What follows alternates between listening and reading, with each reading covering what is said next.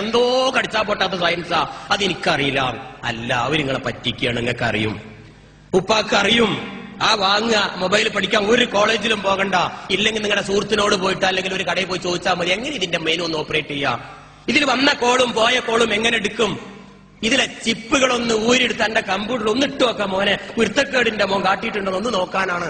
എന്താ നമ്മുടെ വാപ്പമാർക്കൊന്ന് ചോദിച്ചാല്, അത് പെൺകുട്ടികളായാലും ആൺകുട്ടികളായാലും ഒരു പരിശോധന, ഒരു മിന്നൽ പരിശോധന വീട്ടിൽ നിർബന്ധമാണ്. അത്രയും വഷളായിക്കൊണ്ടിരിക്കുകയാണ്. നമ്മളെ കുട്ടി നിരപരാധിയായിരിക്കും. ഇവനെ ഏൽപ്പിക്കുന്ന ചിപ്പുകൾ പല കുട്ടികളുമായി ബന്ധമുള്ള കുട്ടിയാണ് നമ്മുടെ കുട്ടി. ആ കുട്ടിക്ക് മറ്റേ കുട്ടി കൊടുക്കും. പണ്ടൊക്കെ ഒരു CD വലിച്ചുകൊണ്ടാ വലിയ ബുദ്ധിമുട്ടായിരുന്നു. അവന്റെ ബാഗിൽ അങ്ങനെ നിറഞ്ഞു നിൽക്കുന്നു കാണും. കനമുള്ള പുസ്തകമായിരുന്നു അന്നൊക്കെ, അതും ബുദ്ധിമുട്ടാണ് കൊണ്ടു നടക്കാൻ. ഇപ്പോ ഒരു വിരലിന്റെ, ഒരു നഖത്തിന്റെ 1/4 വലിപ്പമുള്ള ചിപ്പിൽ 100 കണക്കിന് CD കൊള്ളുമെങ്കിൽ അതൊരു ബാഗിലിട്ട് ഒളിപ്പിച്ചു വെക്കാൻ ഒരു പ്രയാസമില്ല. അതുകൊണ്ട് നിങ്ങൾ നിങ്ങളുടെ മക്കളുടെ പരിശോധിക്കുക, വേറെ ഒരു നിവൃത്തിയില്ല. മൊബൈലും പരിശോധിക്കുക. Multimedia phone വാങ്ങിക്കൊടുക്കരുത്. ഇൻകേസ് അവരെ കയ്യിലുണ്ടെങ്കിൽ അത് വാങ്ങി വേറൊന്ന് കൊടുക്കുക. ഇനി നാടൻ ഫോണാണെങ്കിൽ തന്നെ അതിന്റെ മെനു പരിശോധിക്കുക. വേറെ നമുക്കൊന്നും ചെയ്യാനില്ല. അതുപോലെ മൊബൈൽ, ഏതേലും മൊബൈലിന്റെ ഈ സാങ്കേതിക വിദ്യയാണ് ഞാൻ ഇത്രയും പറഞ്ഞത്. മായ്ച്ചാ മഴിയില്ല എന്ന് തൽക്കാലം മനസ്സിലാക്കുക. ഇൻകേസ് ആ മൊബൈലിൽ വല്ല ഫോട്ടോയും അങ്ങനെ എടുത്തിട്ടുണ്ടെങ്കിൽ, അല്ലെങ്കിൽ ആരുടെയെങ്കിലും ഇത്ര വൃത്തികെട്ട ഫോട്ടോ ഉണ്ടെങ്കിൽ ഇനി എന്താ ചെയ്യാ? മായ്ച്ചാലും പോവില്ലെങ്കിൽ എന്താ ചെയ്യാ? ഞാൻ ഒറ്റ വാക്ക് പറയാനുള്ളത്, ആ മൊബൈൽ ഫോൺ എന്നേക്കുമായി അങ്ങോട്ട് നശിപ്പിക്കുക. ലോഡും വണ്ടിക്ക് കട്ട വെച്ച് നശിപ്പിക്കുക, പൊടി പൊടിയാക്കി ദൂരെ വലിച്ചെറിയ, ഒരു നിവൃത്തിയില്ല. അതല്ല, കുറച്ചും കൂടി ബുദ്ധിയുള്ള മക്കളാണെങ്കിൽ ഓർക്കുക, എടുക്കുന്ന ഫോട്ടോ അങ്ങനെ വല്ലതും നിർബന്ധമാണ് നിങ്ങൾക്ക് എടുക്കുന്നതെങ്കിൽ എടുക്കുമ്പം മെമ്മറി കാർഡ് പറഞ്ഞ ചിപ്പിൽ സ്റ്റോർ ചെയ്യുക. മൊബൈലിന്റെ ഉള്ളിലാവരുത് അത്. എന്നിട്ട് ആ ചിപ്പ് എടുത്ത് നശിപ്പിക്കുക. മൊബൈൽ ആർക്കും കൊടുക്കുക. പക്ഷെ അത് ഉറപ്പാക്കണം, അത് മൊബൈലിലാണോ ചിപ്പിലാണോ എന്ന് വിവരം വേണം. അതല്ല ഒരു 10,000 20,000 വിലയുടെ ഫോണാണെങ്കിലോ നശിപ്പിക്കുക എന്ന് പറഞ്ഞ സങ്കടമല്ലേ?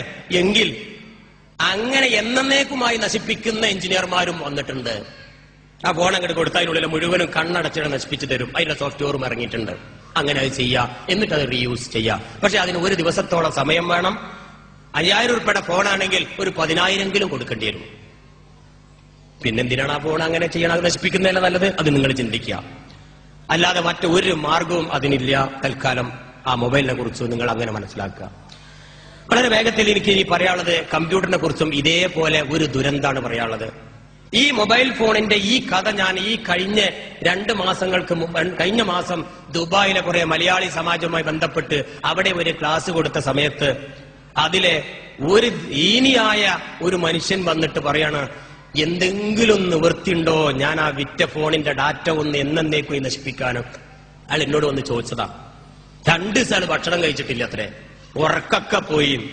കാരണം നിങ്ങൾക്ക് എന്നെ ഇപ്പൊ മനസ്സിലായിട്ടുണ്ടാവും, ഇത് ഓരോരുത്തരുടെ ഒരാളുടെ കഥയല്ല, 1000 പേരുടെ കഥയാണ്. അതുകൊണ്ട് സൂക്ഷിക്കുക. ഈ ക്യാമറയിൽ വലിയൊരു ദുരന്തം ഒളിഞ്ഞു കിടപ്പുണ്ട്. ഇനി ഞാൻ പറയാൻ പോകുന്നത് കമ്പ്യൂട്ടറിനെ കുറിച്ചാണ്. കമ്പ്യൂട്ടർ എല്ലാവർക്കും അറിയാം, നല്ലൊരു സാധനമാണ്. ഒരു വലിയൊരു സംഭവമാണ് ഇന്ന് കമ്പ്യൂട്ടർ. ഒരു വീട്ടില് ഒരു വലിയൊരു ഹാളിൽ അതിങ്ങനെ അലങ്കരിച്ച് വെക്കുന്നത് വലിയൊരു സംഭവമാണ്. അതുകൊണ്ടുള്ള ഗുണം എന്താണ്? ആ കമ്പ്യൂട്ടർ ഉപയോഗിച്ച് നമ്മുടെ ഗൾഫിലുള്ള ഭർത്താവായിട്ട് കണ്ടു സംസാരിക്കുക, ഭയങ്കര രസമാണ്. അല്ലെങ്കിൽ മണിക്കൂറുകളോളം സംസാരിക്കുക, അതിനപ്പുറം രസമാണ്. എന്നാൽ ഭർത്താവ് അങ്ങ് ദുബായിൽ 2-3 വർഷമായി, പാവത്തിന് തിരിച്ചു വരാൻ നിവൃത്തിയില്ല, ടിക്കറ്റിന് പൈസയില്ല, നല്ല പണിയില്ല. ഭാര്യ കല്യാണം കഴിച്ച് 6 മാസം കഴിഞ്ഞ് അങ്ങോട്ട് പോയതാണ്. പാവം ഇവളാണെങ്കിൽ ഇവിടെയും കഷ്ടപ്പാടൊരു നോക്ക് കാണാൻ ഉറപ്പാണ്.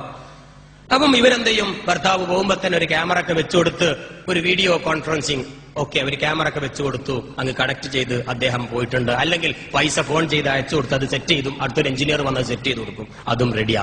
ഇനി ഇവര് കണ്ട് സംസാരിക്കുക. മാന്യ സുഹൃത്തുക്കളെ, ഒരു കാര്യം ഓർക്കുക, ഇങ്ങനെ കണ്ട് സംസാരിക്കാൻ ഏത് കമ്പനിയാണ് നിങ്ങൾക്ക് ലൈസൻസ് തന്നത്? ഒരു കമ്പനി തന്നിട്ടില്ല, സൗജന്യമായിട്ട് തന്നിട്ടുള്ളൂ, ലൈസൻസ് അല്ലാതെ. ഇന്റർനെറ്റിലെ ഒരു വീഡിയോ കണക്ട് ചെയ്യ, ഒരു